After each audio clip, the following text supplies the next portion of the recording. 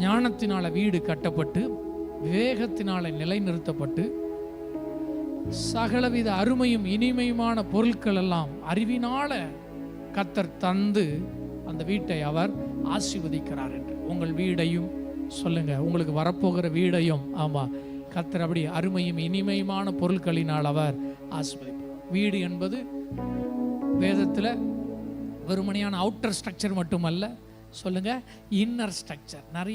நிறைய ஊரில் வீடு இருக்கு, வீட்டுக்குள்ள என்ன இல்லை, குடும்பங்கள் இல்லை. தேவன் வீடுன்னு சொல்லும்போது 2 வீடு சொல்றாரு. சொல்லுங்க, உள்ளான ஒரு வீடு, வெளியான வீடு. கட்டிடம் மட்டுமல்ல, உள்ள ஒரு அமைப்பு இருக்குது, அதையும் தேவன் கட்டி எழுப்புகிறார். கணவன் மனைவிக்கு பிள்ளைகளை கொடுத்து, பேர பிள்ளைகளை கொடுத்து, வேதம் சொல்லுகிறது, மலடியை பிள்ளை தாட்சியாக்கி அவளை வீட்டிலே குடியிருக்க பண்ணுகிறார். இதெல்லாம் கர்த்தருடைய செயல், இதெல்லாம் கர்த்தருடைய பிள்ளைகளுக்கான ஆசீர்வாதம். அப்பொழுது உலகம் உங்களை பார்த்து சொல்லும், கர்த்தருக்கு பயப்படுகிற மனுஷன் இவ்விதமாய் ஆஸ்வதிக்கப்படுவான். ஓ, அவன் பிள்ளைகளை பார்த்தான்.